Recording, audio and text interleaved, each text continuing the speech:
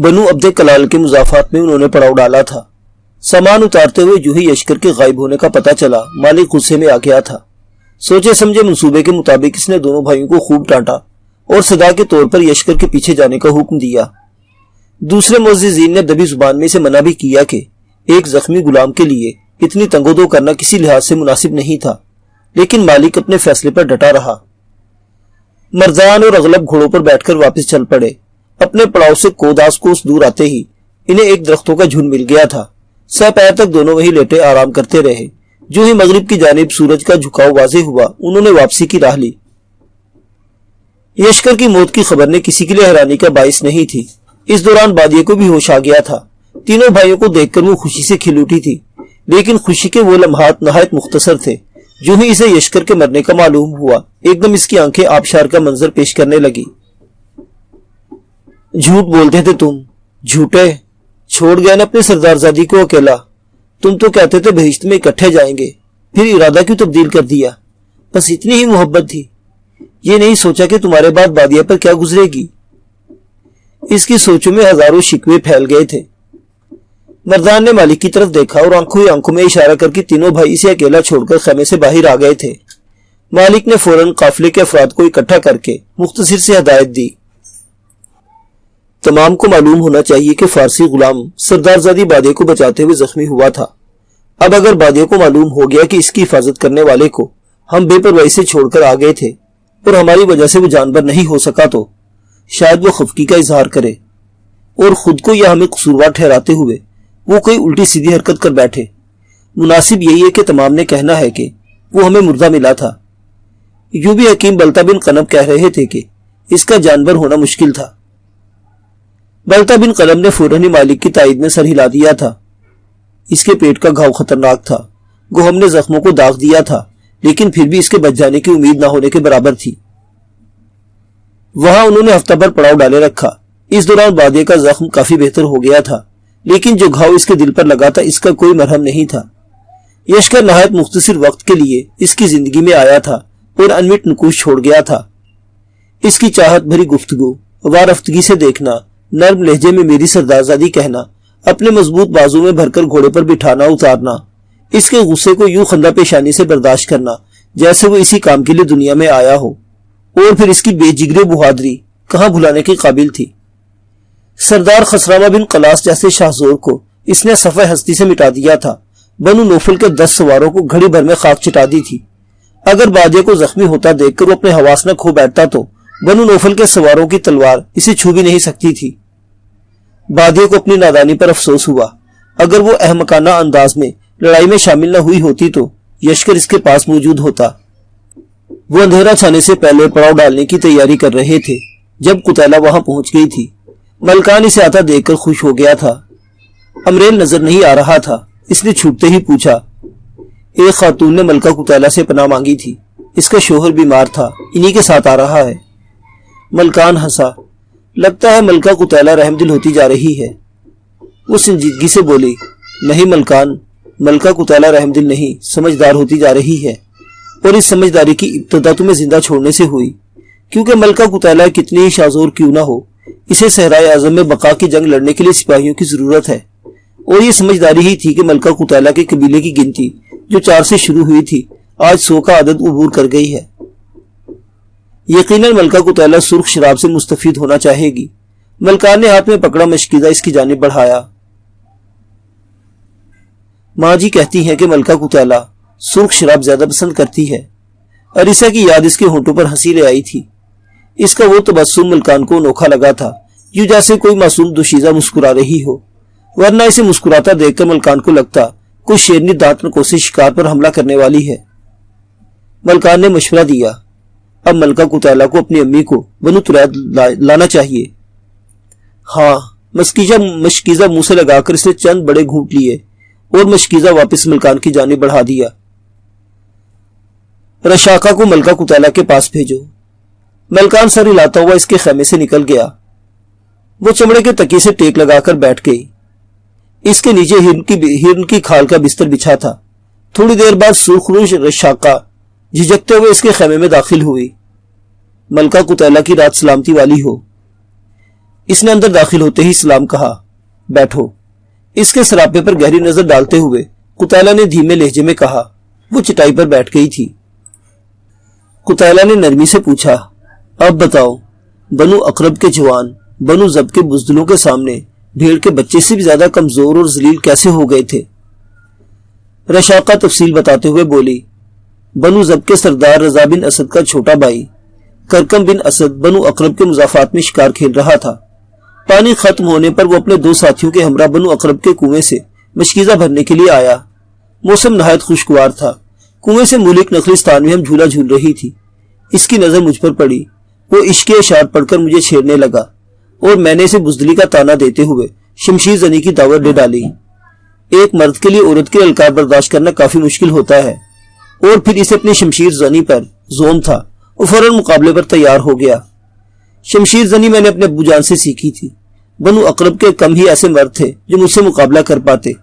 اس سے مقابلہ شروع ہوا اور زیادہ دیر جاری نہ رہ سکا تھا۔ میں نے صرف جیتنے پر اکتفا نہیں کیا اور عواقب پر غور کیے بغیر تلوار دستے تک اس کی چھاتی میں گھونپ دی۔ غلطی اس کی تھی، اس نے دوسرے قبیلے کی لڑکیوں پر پھپتی کسی تھی اور پھر وہ مقابلے میں ہارا تھا۔ اس کے قتل کی دیت بھی کسی صورت نہیں بنتی تھی۔ مقابلے کے گواہ تو اس دونوں دوست بھی تھے، لیکن اس کے باوجود دونوں قبیلوں میں مصالحت کی گفتگو لازمی تھی۔ قبیلے کے معززین ان کے مطالبے کے منتظر تھے اور ہمیں زیادہ دیر انتظار نہ کرنا پڑا۔ سردار رضا بن اسد اور اس کا بڑا بھائی کلاب بن اسد ہمارے پاس اس طرح آئے کہ ان کے چہروں پر غصے یا نفرت کا شائبہ تک نہیں تھا۔ وہ ایک مختصر جماعت کے ساتھ وہاں پہنچے تھے۔ بات چیت نہایت اچھے ماحول میں ہوئی۔ جو ہو گیا تھا اسے نظر انداز کرتے ہوئے انہوں نے صلح کے لیے ایک چھوٹی سی شرط رکھی۔ انہیں بنو اقرب کی کسی جوان لڑکی کا رشتہ بنو ضب کے معزز خاندان کے لڑکے کے لیے درکار تھا۔ انہوں نے یہ شرط اس عاجزی سے پیش کی تھی کہ میں مانتے ہی بنی۔ 2 دن بعد وہ بارات لے کر پہنچ گئے تھے۔ اتنا بڑا معاملہ آسانی سے نپٹ گیا۔ پوری رات جشن منایا جاتا رہا۔ اس دوران انہوں نے اپنے ساتھ لائی ہوئی اعلیٰ ارغوانی شراب کے مٹکوں کا منہ کھول دیا۔ ہمیں معلوم ہی نہیں تھا کہ وہ شراب میں بے ہوشی کی دوا ملا کر لائے تھے۔ آنکھیں کھلی تو ایک بھیانک منظر ہمارا منتظر تھا۔ قبیلے میں موجود جوان مردوں کی مشکیں انہوں نے کس دی تھی۔ جوان لڑکیوں، قلیب البلوغ لڑکوں اور لڑکیوں کو علیحدہ کر کے ان کے علاوہ تمام کی گردنیں کاٹ دی تھی۔ شیرخوار بچوں کو بھی نہ بخشا گیا۔ اب وہ شجر کے میلے کے منتظر تھے۔ وہیں پر بنو اقرب کے جوانوں کو بیچا جاتا، لیکن اس سے پہلے ملکہ قتیلہ ہماری نجات دہندہ بن کر پہنچ گئی۔ قتیلہ دلچسپی سے وہ تفصیل سنتی رہی۔ اس کی بات ختم ہوتے ہی وہ مسکرائی۔ تمہارے بارے سردار رضا نے کیا سوچا تھا؟ رشاقہ بولی، مجھے وہ باندی بنا کر رکھنا چاہتا تھا، لیکن میں نے بھی اسے واضح الفاظ میں للکارا تھا کہ اگر وہ خود کو مرد سمجھتا ہے تو بزور بازو مجھے زیر کر کے دکھائے۔ اس نے میرے مقابلے کی دعوت قبول کر لی تھی، لیکن مقابلے سے پہلے وہ ایک اور مہم پر روانہ ہوا۔ اسے اطلاع ملی تھی کہ دبا سے ایک قافلہ یمن جا رہا ہے۔ اسے لوٹنے کے لیے 2 درجن کے قریب سواروں کے ساتھ روانہ ہوا اور پھر واپس نہ لوٹا۔ بنو ضب والے چند دن تو منتظر رہے، پھر ان کی تلاش میں ٹولیاں نکال دی۔ 3-4 دن پہلے پہرے داروں سے معلوم ہوا کہ انہیں اپنے آدمیوں کی سنگن مل گئی تھی اور ان کی بازیابی کے لیے انہوں نے اپنے مزید جنگجو روانہ کیے جو تاحال لاپتہ ہے۔ قتیلہ اس کی معلومات میں اضافہ کرتے ہوئے بولی، قافلے کی سرکوبی کے لیے جاتے ہوئے رستے میں ان کی نظر بنو قیشرہ پر پڑی اور قافلے کے بجائے انہوں نے قبیلے کو لوٹ لیا۔ بات یہاں تک رہتی تو ٹھیک تھا، لیکن اس کے بعد سردار رضا کے بڑے بھائی کلاب بن اسد نے ملکہ قتیلہ پر ہاتھ ڈال دیا۔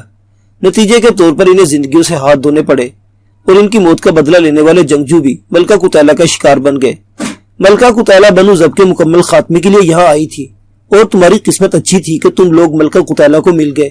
تمہیں پناہ چاہیے تھی اور ملکہ قتیلہ کو لڑنے والے سپاہیوں کی تلاش تھی۔ رشاقہ نے جھجکتے ہوئے پوچھا، ملکہ قتیلہ مجھ سے خفا تو ہوگی؟ میں انجانے میں بہت بدتمیزی کر گئی تھی۔ قتیلہ متبسم ہو کر نفی میں سر ہلایا۔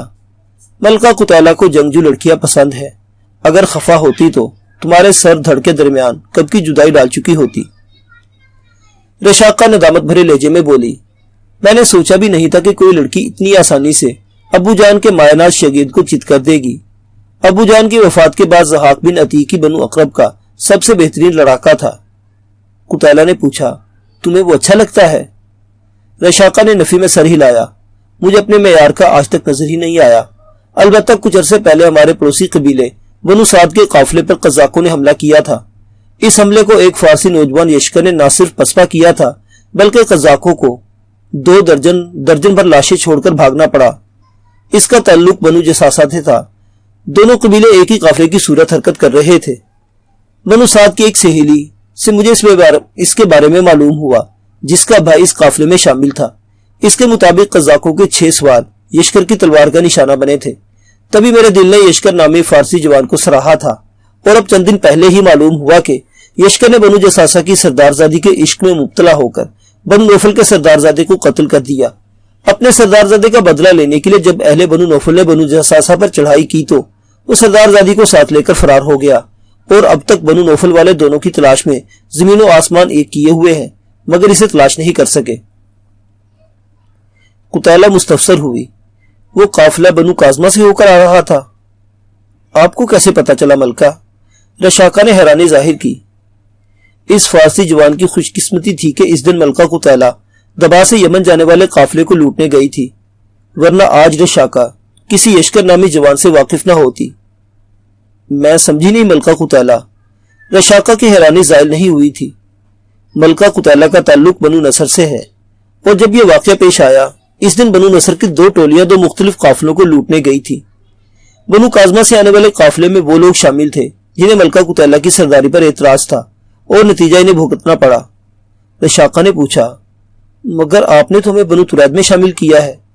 وہ بے پرواہی سے بولی، ملکہ قتیلہ نے بنو نصر چھوڑ دیا ہے۔ کیوں؟ رشاقہ کے استفسار ختم ہونے میں نہیں آ رہے تھے۔ کیونکہ ملکہ قتیلہ خود سے کمزور کی بالادستی قبول نہیں کر سکتی۔ رشاقہ چاہت بھرے لہجے میں بولی، مجھے ملکہ قتیلہ سے محبت ہو گئی ہے۔ قتیلہ ہنسی، فارسی نوجوان یشکر سے بھی زیادہ؟ رشاقہ کا سرخ چہرہ حیا سے مزید لال ہوا اور اپنا سر جھٹک کر اس نے گھنے گھنگریالے بالوں کو زور سے لہرایا۔ میں اس سے محبت تو نہیں کرتی، بس متاثر تھی۔ وہ اچھا جنگجو ہے اور بہترین لڑاکوں سے متاثر ہو جانا میری کمزوری ہے۔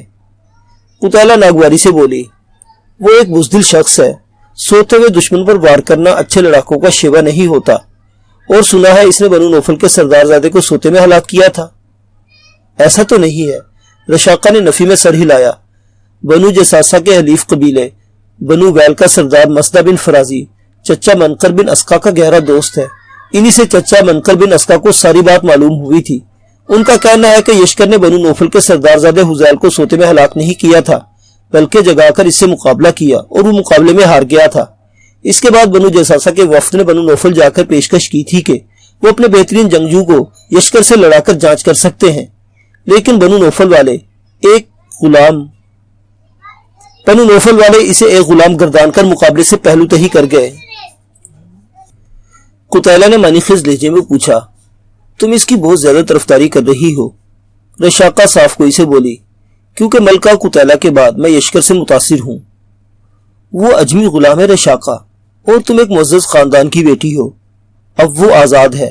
سردار بنو جساسہ کے چھوٹے بھائی شریم نے اسے آزاد کر کے اپنا منہ بولا بیٹا بنا لیا تھا۔ اسے بنو نوفل کے حملے کے وقت قبیلہ چھوڑ کر بھاگنا نہیں چاہیے تھا۔ قتیلہ کو اس کی بہادری ہضم نہیں ہو رہی تھی۔ وہ اپنی محبت کو بچانے کے لیے بھاگا تھا۔ اگر فرار نہ ہوتا تو سردارزادی بادیہ کو بنو نوفل والے پکڑ کر لے جاتے۔ سننے میں آیا کہ بنو نوفل کے 10-12 سواروں کو تہے تیغ کر کے وہ اپنی محبوبہ کو یوں نکال کر لے گیا جیسے ابو الحارث یعنی کہ ببر شیر اناری شکاریوں کو گھیڑا توڑ کر نکلتا ہے۔ قتیلہ نے اشتیاق سے پوچھا، کیا تم نے بادیہ کو دیکھا ہے؟ نہیں، رشاقہ نے نفی میں سر ہلایا۔ البتہ اس کے بارے سنا کافی کچھ ہے۔ کہتے ہیں وہ بنو نوجل کے سردار سامہ بن تیم کی دونوں بیویوں اکرشا اور لیلہ سے بھی زیادہ خوبصورت ہے۔ قتیلہ نے منہ بنایا، وہ ملکہ قتیلہ کو اچھی نہیں لگتی۔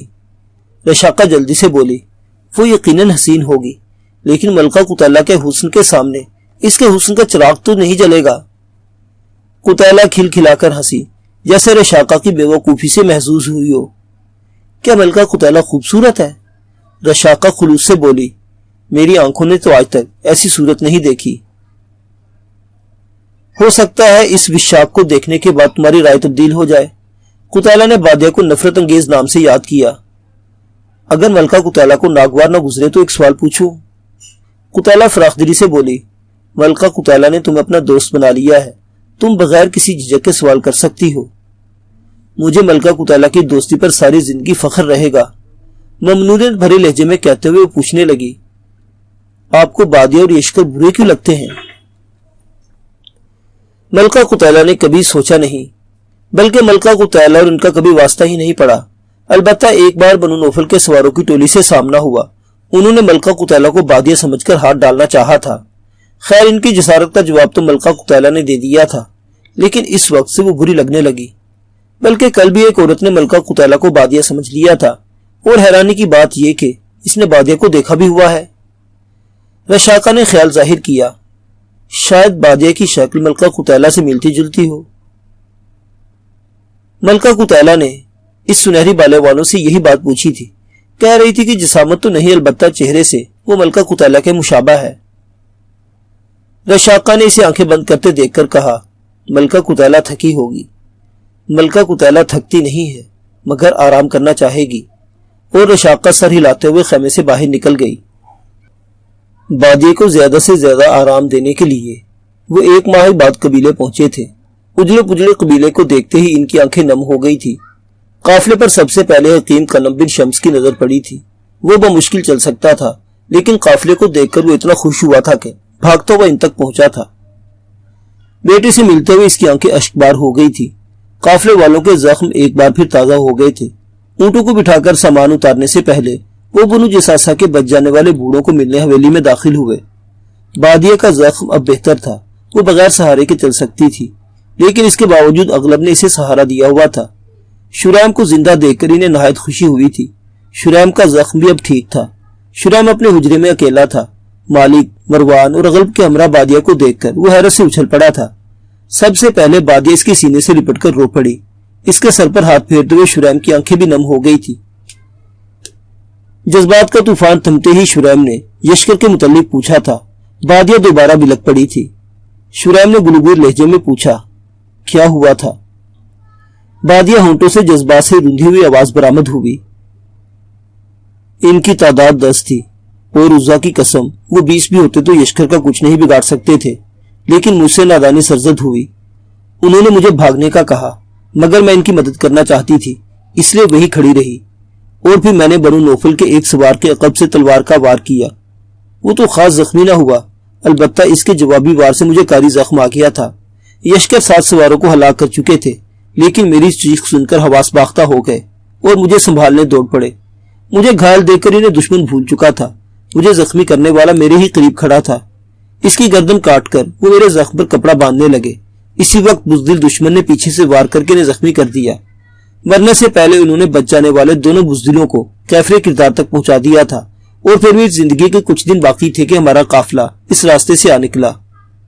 وہ گلوگیر آواز میں سب کچھ بتاتی گئی۔ اسی وقت عریسہ اندر داخل ہوئی۔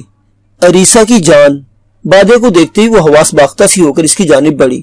شریم اور مالک وغیرہ حیران رہ گئے تھے۔ خود بادیہ گھبرا کر بے ساختہ کھڑی ہو گئی تھی۔ بادیہ سے 2 قدم دور ایک دم عریسہ کے قدموں میں ٹھہراؤ آیا، اور اس کی خوشی سے چمکتی آنکھیں بجھ گئی تھی۔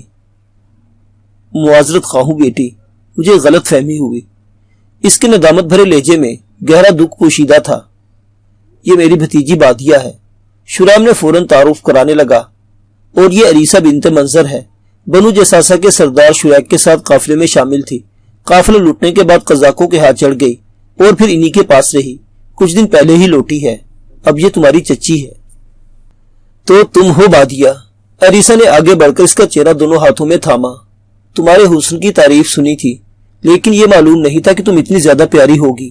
اس کے ماتھے پر بوسہ دیتے ہوئے وہ بولی، جانتی ہو تمہارا چہرہ اس چہرے کی کتنا مشابہ ہے جس کی خاطر میں نے 17 سال قزاقوں کے ہاں گزار دیے۔ بادیہ نے دھیرے سے پوچھا، میں سمجھی نہیں چچی جان۔ سمجھا بھی نہیں سکتی، وہ دکھی لہجے میں کہتے ہوئے پیچھے ہٹی، میں کچھ پینے کو لاتی ہوں۔ چچا جان وطینہ۔ مالک نے کچھ کھولنے کے لیے زبان کھولی، لیکن اس کا سوال پورا ہونے سے پہلے شریم بول پڑا، خیریت سے ہے؟ وہ سلمہ ان کی ماں ثانیہ بیٹی کے پاس بنو اسد میں ہے۔ بنو نوفل کے حملے سے چند دن پہلے ہی میں نے سلمہ کو ہونے والے شوہر بلکان بن عسکر کے ساتھ انہیں وہاں بھجوا دیا تھا۔ چچا جان یہ سب کیسے ہوا؟ مالک کے لہجے میں دکھ کے ساتھ انتقام کی خواہش بھی پوشیدہ تھی۔ इस बारे इत्मीनान से बात करेंगे बेटा। फिलहाल तुम लोग ऊँटों से सामान उतारो और थोड़ा आराम कर लो। तीनों सर हिलाते हुए बाहर निकल गए, जबकि बादे ने खिसक कर चचा के कंधे पर सर रखा और बेआवाज रोने लगी। सब ठीक हो जाएगा बेटी, वो इसका सर सहलाने लगा। चचा जान, यशकर मुझे छोड़कर चले गए। इसके होंठों से दर्द भरी सिसकी निकली। उन्होंने हमेशा हिफाजत करने का वादा किया था, लेकिन निभाने का वक्त आया तो सारे अहद पैमान भुला दिए। मेरी जान, अपनी जिंदगी तो इसके बस में नहीं थी ना। शुरा में इसके सर पर हाथ फेरते हुए आबदीदा हो गए थे। जब तक जिंदा रहा अहद निभाता रहा। चचा जान, मैं इसके बगैर मर जाऊंगी। मुझे जीने का तरीका भूल गया है। मैं तो सच में अपने सांसों के चलने पर हैरान हूं। ऐसा नहीं कहते बेटी। पता है चचा जान, कबीले से निकलने के बाद मैंने इनके साथ कितना घटिया और बुरा बर्ताव किया था, लेकिन उन्होंने मुझे हमेशा फूल की तरह रखा। मेरे नाज उठाए, मुझे लाडला बनाकर रखा, मुझे दरिंदों से बचाया, मेरी तरफ बढ़ने वाले मैले हाथों को जड़ से काटा और हर जगह पर बादिया का सर फखर से बुलंद किए रखा, यहां तक कि बादिया दिल से हार गई। मैंने इनसे शादी कर ली थी चचा जान, और अब वो मुझे फारिस ले जा रहे थे ताकि मुझे शहजादी बनाकर महल में रखें, और फिर जालिम पहुंच गए। इसकी हिचकियां बंध गई थी। इतना नहीं रोते चचा की जान। शुराइम ने तसल्ली देते हुए इसके माथे पर बोसा दिया। इसी वक्त अरीसा सुराही में पत्थर का प्याला हाथ में लिए अंदर दाखिल हुई। मैं अपनी बेटी के लिए ठंडी नबीद बनाकर लाई हूं। अरब खजूरों को चंद घंटों के लिए पानी या दूध में भिगो देते थे, यहाँ तक कि खजूरें पानी या दूध में हल हो जाती थी। ये एक ठंडा मशरूब होता है। आज भी अरब बड़े शौक से पिया जाता है। इसके बनाने का तरीका बहुत ही सादा और आसान है। अलबत्ता उलमा लिखते हैं कि अगर खजूरों को 12 घंटे से ज्यादा भिगोकर रखा जाए तो इसमें नशा पैदा होना शुरू हो जाता है और इसके बाद इसका पीना जायज नहीं रहता। अरीसा ने प्याला भरकर बादिया को थमाया। आंखों पर उल्टा हाथ फेरते हुए इसने अशक खुश किए और नबीद पीने लगी। अरीसा महवे से इसके चेहरे को देख रही थी। वो हैरान कुन हद तक कुतैला के मुशाबा थी। बादिया को भी इसकी वारफ्तगी महसूस हो गई थी। इसके होंठों पर हुज़्न मलाल में डूबा तबस्सुम नमूदार हुआ। चची जान, आप मुझे भी अपना बेटी समझे। कुतैला, इसका नाम कुतैला है बेटी। बादिया ने पूछा, इसे क्या हुआ था? अरीसा सूरत से बोली, उज़्ज़ा न करे से कुछ हो। बादिया ने पूछा, फिर आपके साथ क्यों नहीं आई? आएगी बेटी, जल्द ही आएगी। इस दुनिया में अगर वो किसी से मोहब्बत करती है तो वो तुम्हारी चची अरीसा है। बस ठिकाने की तलाश में भटक रही है। क्या मतलब चची जान? बादिया हैरान रह गई थी। अरीसा धीरे से मुस्कुराई। सब बताऊंगी बेटी, फिलहाल तुम आराम करो, रात को ढेर सारी बातें करेंगे। और बादिया ने इस बात में सर हिला दिया था।